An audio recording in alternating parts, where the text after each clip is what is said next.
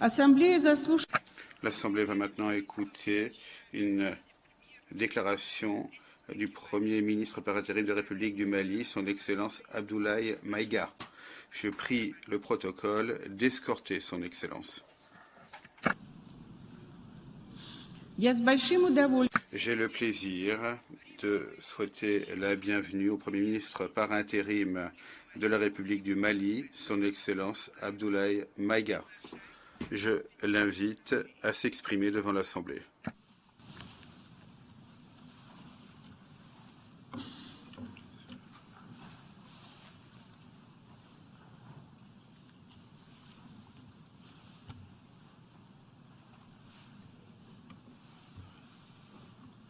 Monsieur le Président de l'Assemblée générale, Mesdames et Messieurs les chefs d'État et de gouvernement, Monsieur le Secrétaire général de l'Organisation des Nations unies, Mesdames et Messieurs, de prime abord, je voudrais m'acquitter de l'agréable devoir de vous adresser les chaleureuses salutations du peuple malien, riche de sa diversité culturelle, religieuse et ethnique, ainsi que celle de son Excellence, le colonel Assimi Goïta, président de la transition, chef de l'État. Monsieur le Président, votre brillante élection à la présidence de cette 77e session de l'Assemblée générale et la fin des travaux de la 76e session de l'Assemblée générale, brillamment conduit par votre prédécesseur, son Excellence M. Abdullah Shahid, de la République des Maldives, m'offre l'heureuse occasion d'adresser à vos excellences les chaleureuses félicitations de tout le Mali. Enfin, permettez-moi de réitérer à notre secrétaire général, M. Antonio Guterres, notre haute appréciation des efforts louables qu'il continue de déployer pour la réalisation des nobles objectifs de notre organisation commune. Nous sommes convaincus que vous êtes un ami du Mali et du Sahel. L'amitié reposant sur la sincérité, souffrez que je vous exprime mon profond désaccord suite à votre récente sortie médiatique, au cours de laquelle vous prenez position et vous exprimez sur l'affaire des 46 mercenaires ivoiriens, qui est une affaire bilatérale et judiciaire entre deux pays frères. C'est évident que la qualification judiciaire des infractions liées à cette affaire ne relève pas des attributions du secrétaire général des Nations unies. Au Mali, notre administration ne travaille pas sur la base de l'oralité ni des déclarations par voie de presse. Par conséquent, nous nous en tenons scrupuleusement à la note verbale de la MINUSMA, la mission des Nations unies pour la stabilisation au Mali, référence MINUSMA PROT/NV 226/2022 du 22 juillet 2022, dans laquelle il ressort clairement qu'il n'existe pas de lien entre les 46 mercenaires et les Nations unies. Les récentes synchronisations des actions et l'harmonisation des éléments de langage consistant à faire passer le Mali, mon pays, de statut de victime à celui de coupable dans cette affaire des mercenaires sont évidemment sans effet. Excellence, Monsieur le Secrétaire général, votre position sur l'affaire des mercenaires a été suivie par certains responsables d'Afrique de l'Ouest. Donc, c'est sous votre couvert que nous leur adresserons des messages. À l'endroit du président en exercice de la CEDEAO, M. Oumaro Sissoko Ambalo, qui affirme, je cite, « On vient de voir avant-hier la déclaration du secrétaire général des Nations unies qui dit que ce ne sont pas des mercenaires. Moi, à la place des Maliens, j'aurais relâché ces 49 soldats. » Fin de citation. Je voudrais très respectueusement signifier à ce dernier qu'il existe un principe de subsidiarité, d'ailleurs au contour flou entre la CEDEAO et les Nations unies, et non un principe de mimétisme. Également, il est important de lui préciser que le secrétaire général des Nations unies n'est pas un chef d'État et le président en exercice de la CEDEAO n'est pas un fonctionnaire. Par conséquent, il serait indiqué qu'il ne banalise pas la CEDEAO. Enfin, il est utile de rappeler au président en exercice de la CEDEAO qu'au Mali, les autorités n'interfèrent pas dans les dossiers judiciaires et respectent l'indépendance de la justice. Donc nous n'avons pas vocation à interpeller ou relâcher. Ceci relève de la fonction judiciaire. Aussi, M. Oumaro Sissoko Embalo doit être conscient du fait qu'il est le dépositaire d'un lourd héritage et de plusieurs sacrifices qui ont fait la renommée de cette organisation. La dynamique ayant fait la grandeur de la CEDEAO ne doit pas être brisée. Par ailleurs, nous avons pris acte de la menace de sanctions proférées contre le Mali et loin d'être impressionnés par des sanctions, je voudrais signaler au président en exercice de la CEDEAO qu'à la fin de son mandat, les peuples ouest-africains le jugeront sur les efforts qu'il a fournis pour améliorer les conditions de vie des populations et non des shows médiatiques servant des agendas étrangers. À l'endroit de M. Bazoum, il remarquera que le gouvernement de la transition n'a pour le moment jamais réagi à ces propos injurieux pour deux raisons cumulatives. La première raison tient au respect de l'héritage laissé par nos ancêtres, qui consiste à ne pas répondre aux injures par des injures. La seconde relève de l'identité de M. Bazoum, l'étranger qui se réclame du Niger. Nous savons que le peuple nigérien, frère du Mali, se distingue par des valeurs sociétales, culturelles et religieuses très riches. M. Bazoum n'est pas un Nigérien, son comportement nous le reconforte totalement dans notre constat. Excellence, Monsieur le Secrétaire général, le Mali tirera toutes les conséquences de droit de vos agissements. Devant Dieu et en leur âme et conscience, nous demandons à ceux qui refutent notre version d'indiquer s'ils accepteront que les militaires ayant dissimulé leurs identités en mettant sur leur passeport qu'ils sont peintres, maçons, etc., avec des armes débarquent dans leur aéroport sans que le pays de destination n'ait été au préalable informé et dans le dessein funeste de déstabiliser ce pays. S'ils ne l'acceptent pas en tant qu'État, si cela n'est pas possible à Lisbonne ou ailleurs, le Mali non plus ne l'acceptera pas en tant qu'État et ce ne sera pas non plus possible à Bamako ou dans une autre localité malienne. Monsieur le Président, une nouvelle ère des solutions porteuses de changement pour relever des défis interdépendants. Thème de cette 77e session de l'Assemblée générale, suscitera l'espoir de meilleurs jours pour le Mali, à la condition que le bilan sans complaisance de l'ancienne ère soit établi, que les enseignements soient tirés et que les recommandations objectives soient formulées.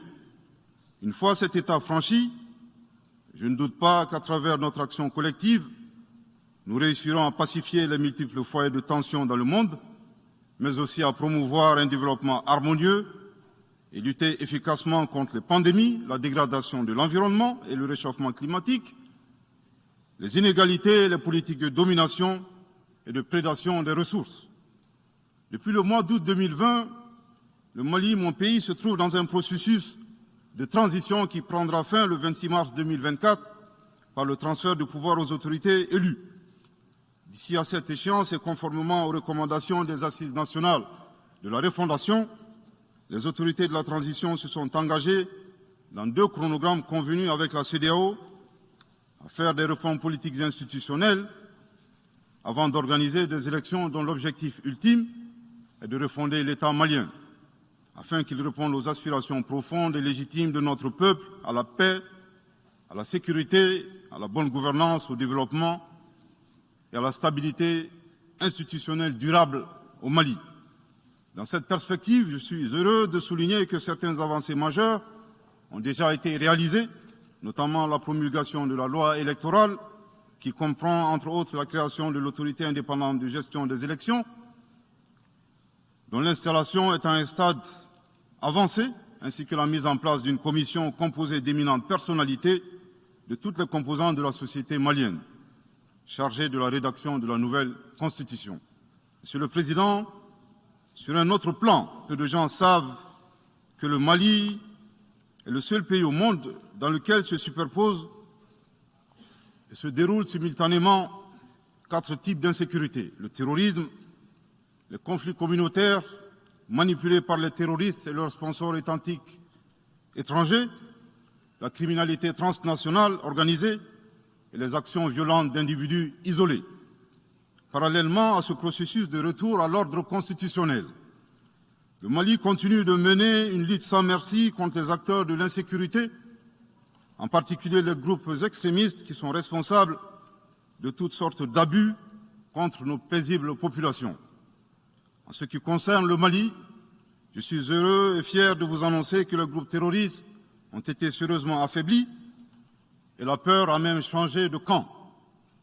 Cependant, ces groupes criminels gardent encore et toujours une certaine capacité de nuisance dans leur tentative désespérée de porter atteinte à notre intégrité territoriale et de terroriser nos populations. Les vaillantes forces de défense et de sécurité du Mali restent déterminées à faire face à toutes les menaces d'où qu'elles viennent, sous l'impulsion de son Excellence le colonel Assimi Goïta, président de la transition, chef de l'État. Le gouvernement du Mali continue d'intensifier les efforts importants pour recruter, former, équiper et renforcer les capacités opérationnelles des forces de défense et de sécurité maliennes. Je dois dire ici que les actions offensives menées jusque-là ont permis à nos forces de remporter des victoires décisives contre les forces obscurantistes. Elles ont également permis à l'État de reprendre pied et de réaffirmer son autorité sur une grande partie du territoire national, ainsi que de favoriser le retour de plusieurs milliers de nos compatriotes dans leur localité d'origine. Cependant, nous savons que la solution uniquement militaire ou sécuritaire a ses limites. C'est la raison pour laquelle, en appui à l'action militaire, le gouvernement du Mali s'est doté d'une stratégie globale et intégrée, comprenant des mesures politiques, sociales, de développement, y compris la fourniture des services sociaux de base à nos populations, durement affectées par la crise multiforme que nous traversons depuis janvier 2012, avec comme objectif la restauration de l'autorité de l'État sur l'ensemble du territoire national. Dans cette dynamique, le gouvernement du Mali a approuvé le 24 août dernier la stratégie nationale de stabilisation des régions du centre et son plan d'action 2022-2024. Cette stratégie traduit la volonté des autorités de la transition d'avoir une approche holistique de la stabilisation des régions du centre. Elle vise à faire du centre une zone stable et prospère où les communautés sont réconciliées et vivent en harmonie avec leurs voisins. Parallèlement, la mise en œuvre diligente et intelligente de l'accord pour la paix et la réconciliation au Mali, issu du processus d'Alger, demeure une priorité stratégique des autorités de la transition. En tant qu'instrument pacifique de résolution durable de crise que traverse le Mali dans sa partie nord, je dois dire que je suis particulièrement heureux des conclusions de la deuxième réunion de niveau décisionnel des parties à l'accord, tenue à Bamako du 1er au 5 août 2022. Cette importante réunion qui a regroupé les parties signataires et la médiation internationale a permis de lever certains obstacles afin de relancer le processus de mise en œuvre de l'accord. Poursuivant cette dynamique positive et progressive du processus de paix, la 6e réunion de haut niveau du comité de suivi de l'accord, CSA, s'est tenue à Bamako il y a à peine quelques semaines, le 2 septembre 2022. Cette session du CSA est un signal fort de la volonté des parties à s'engager dans une nouvelle dynamique en vue de parachever la mise en œuvre de l'accord. Je réaffirme ici notre attachement à ce processus, dont la réussite demeure l'une des conditions sine qua non de la stabilité durable du Mali. C'est le lieu pour moi de saluer une fois de plus le rôle actif de l'Algérie et l'accompagnement de l'équipe de médiation internationale. Je n'oublie pas ici la situation des réfugiés maliens dans les pays voisins, que je salue au passage pour leur hospitalité à l'égard des nôtres. Je n'oublie pas non plus celle de nos compatriotes déplacés internes.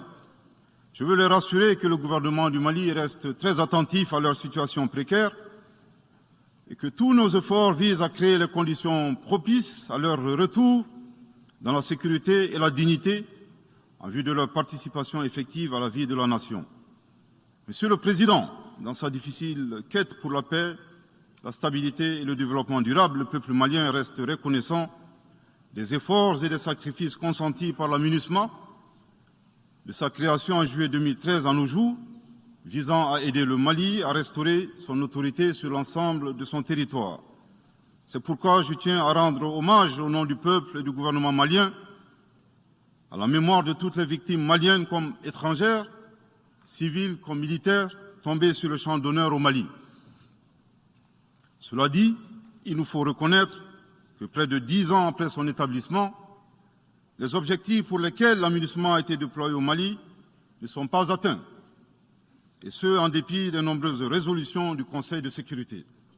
C'est pourquoi le gouvernement du Mali réitère sa demande, maintes fois exprimée, d'un changement de paradigme, d'une adaptation de l'aménagement à l'environnement dans lequel elle est déployée et d'une meilleure articulation de cette mission avec les autorités maliennes.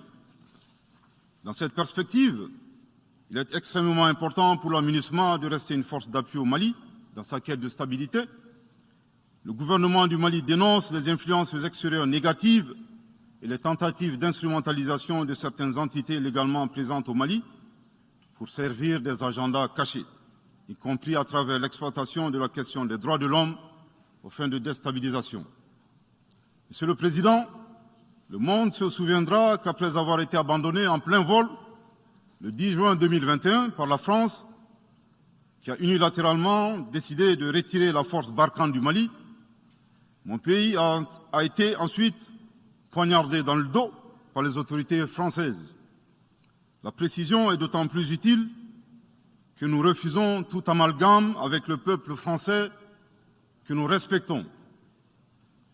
Les autorités françaises, profondément anti-françaises, pour avoir régné les valeurs morales universelles et trahi le lourd héritage humaniste des philosophes des Lumières, se sont transformées en une junte au service de l'obscurantisme.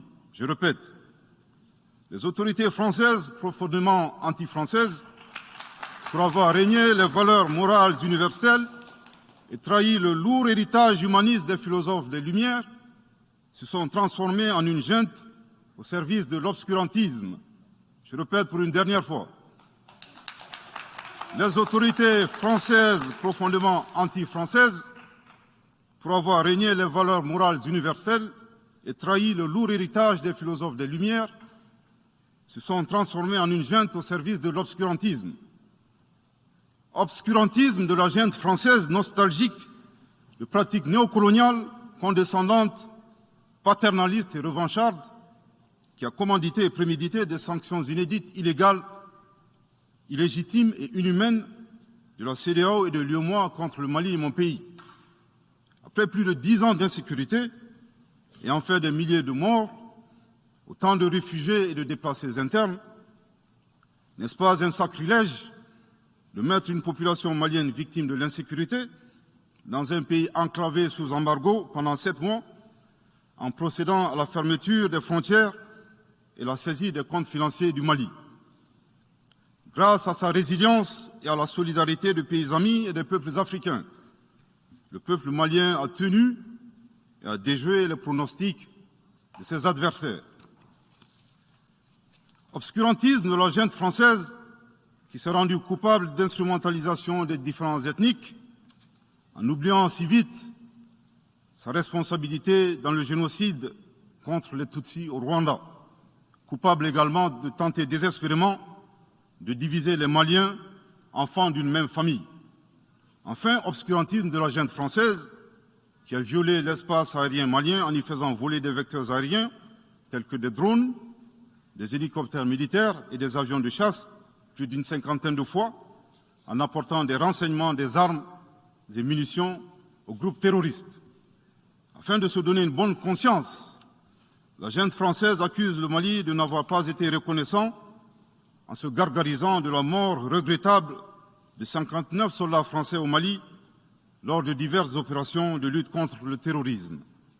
À cette triste accusation, nous rappelons que dans la majorité des interventions d'officiels maliens et des cérémonies, nous rendons systématiquement un hommage à l'ensemble des victimes de l'insécurité au Mali, sans distinction de nationalité, donc y compris les 59 Français décédés.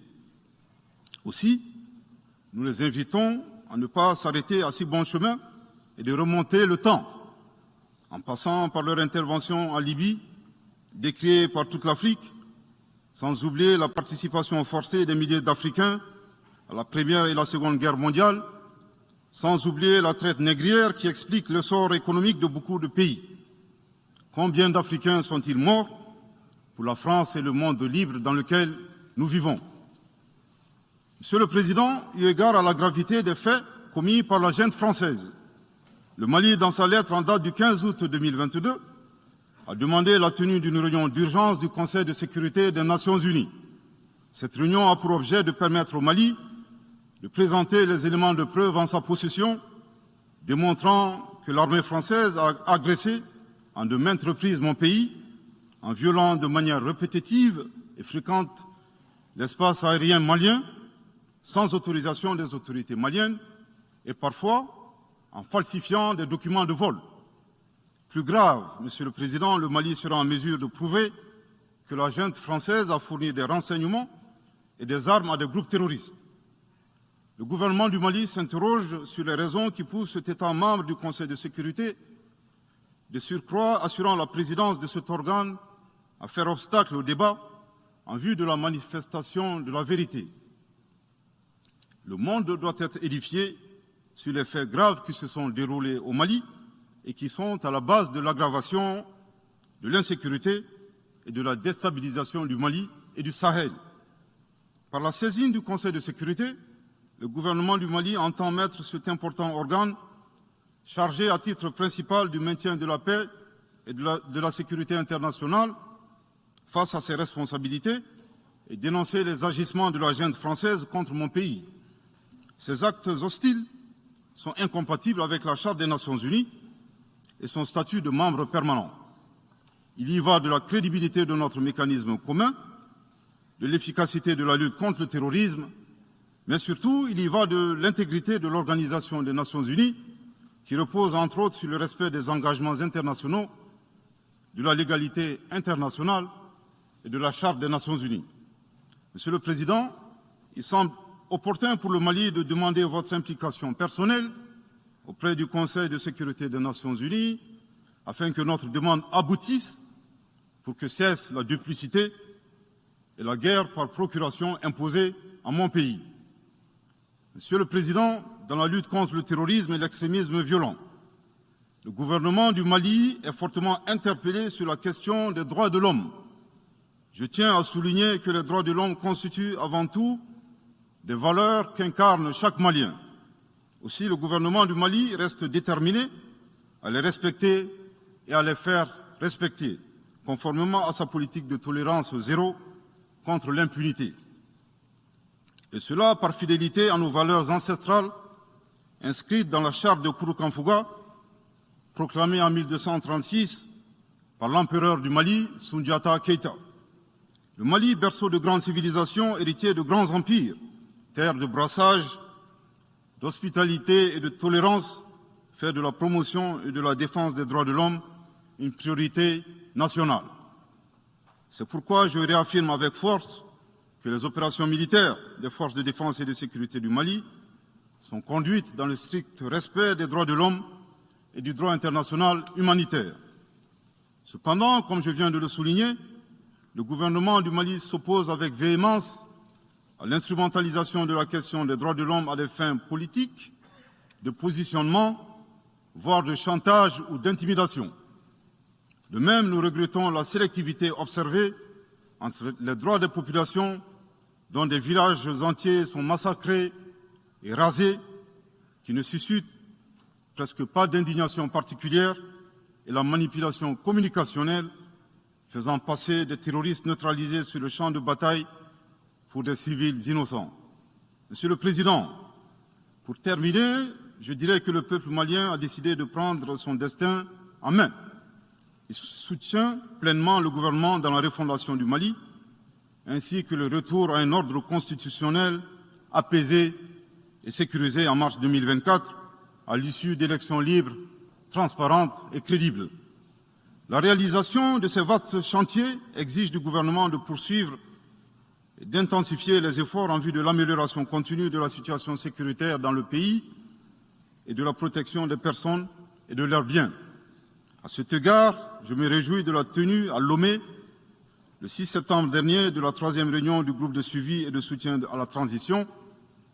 Les conclusions de cette importante rencontre, notamment la reconnaissance des progrès réalisés par la transition et les appels lancés en faveur de la mobilisation de tous les partenaires du Mali pour consolider leur appui politique, économique, technique et financier à la République du Mali, ainsi que pour soutenir les efforts des autorités de la transition du Mali en vue d'un retour harmonieux à l'ordre constitutionnel.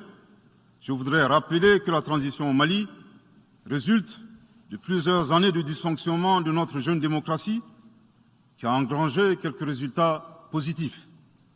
Malheureusement, à l'heure du bilan, les passifs sont plus importants que les actifs, d'où la survenance de la transition. Je saisis cette opportunité qui m'est offerte pour remercier chaleureusement notre respecté aîné, son Excellence le Président Alassane Dramane Ouattara, pour les sages et éclairés conseils qu'il nous a prodigués dans son allocution mémorable à cette 77e session de l'Assemblée générale des Nations unies. Je voudrais le rassurer que les autorités de la transition malienne n'ont d'autres objectifs que de faire des réformes politiques et institutionnelles avant d'organiser des élections, tout en luttant obstinément contre le terrorisme. Ces réformes permettront d'améliorer la gouvernance et toutes les dispositions seront prises pour que la démocratie malienne soit la plus enviée au monde. Dans ce chantier, nous prêterons une attention particulière au 3e mandat, qui ne sera pas possible. Le troisième mandat pour un public moins averti consiste pour un président de la République d'effectuer une manœuvre en 4 temps, en vue de conserver le pouvoir pour lui seul et son clan. Premier temps, presque en fin de second mandat, donc en principe non rééligible, il s'agit pour le président de la République sortant de déclencher une révision constitutionnelle de manière non consensuelle. Deuxième temps, au cours de cette révision constitutionnelle, le président de la République sortant modifiera quelques dispositions constitutionnelles. Troisième temps, une fois la nouvelle constitution adoptée, sur fond de crise politique naturellement, le président sortant devient candidat en violation de la limitation du nombre de mandats à 2. Sa candidature est alors justifiée par l'adoption de la nouvelle constitution et le prétexte est tout trouvé. La limitation du nombre de mandats à 2 concernait l'ancienne constitution. Par conséquent, il est candidat au regard de la nouvelle constitution adoptée. Quatrième temps, une farce électorale est organisée. Forcément, il remporte les élections et s'ensuit une chasse impitoyable aux opposants politiques, dont certains sont arrêtés, d'autres s'exilent et d'autres assassinés. Les allégeances sont obtenues grâce au pouvoir de l'argent, le clientélisme et les intimidations. Dans un langage plus simplifié et en référence à une métaphore footballistique, le troisième mandat est une magie. C'est l'art de se dribbler soi-même tout en gardant le ballon.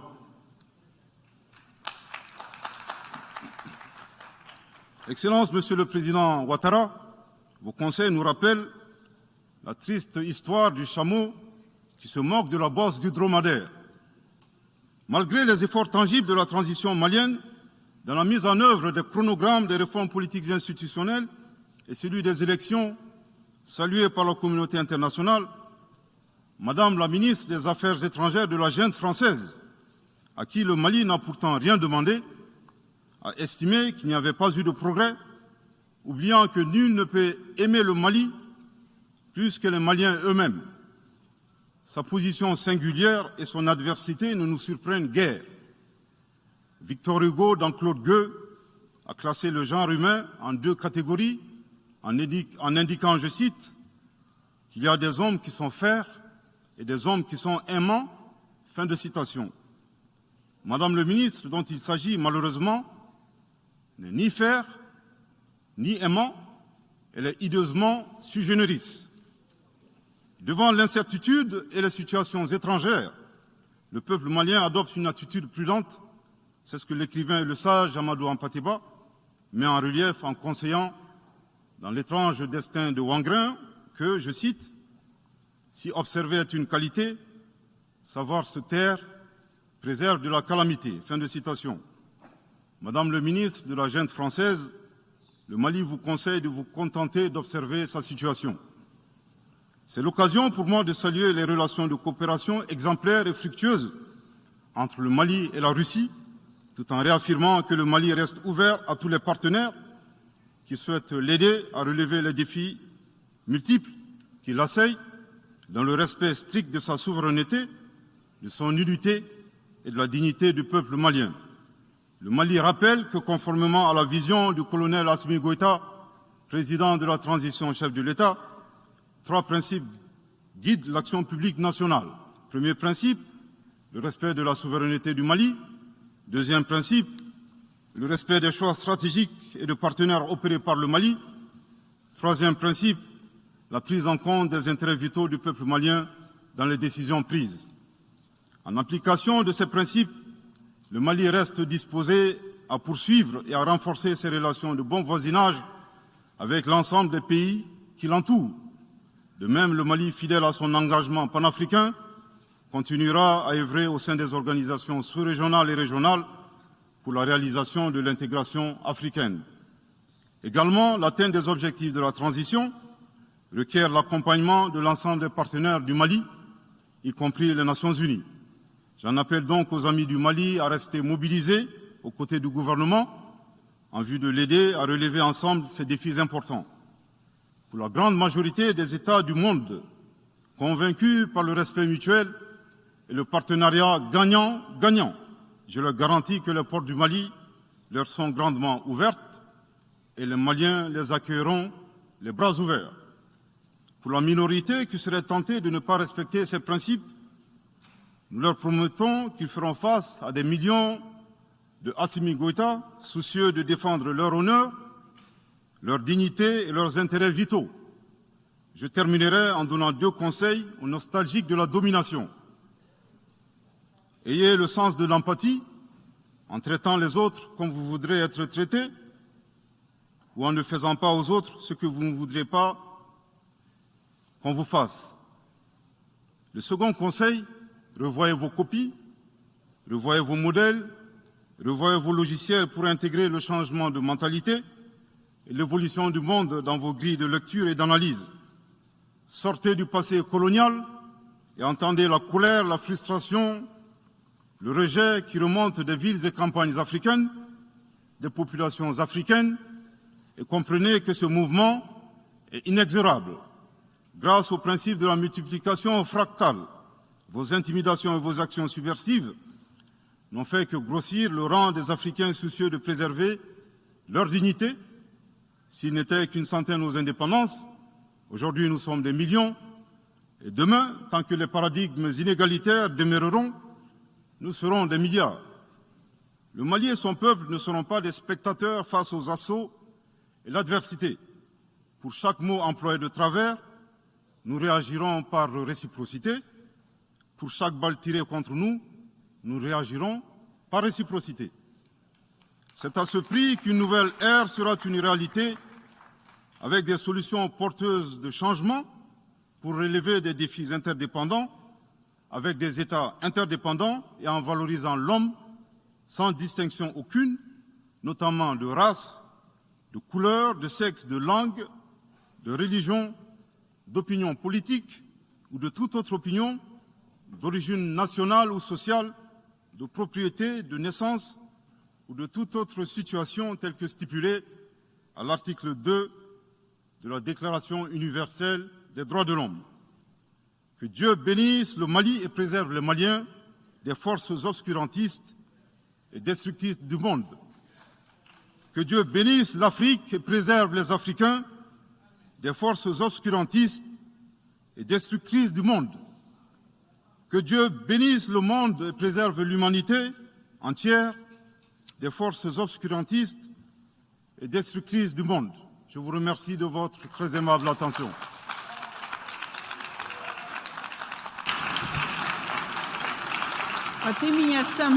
Au nom de l'Assemblée générale, permettez-moi de remercier le Premier ministre par intérim de l'Excellence du Mali pour la déclaration qu'il vient de faire. Je prie le protocole d'escorter son Excellence.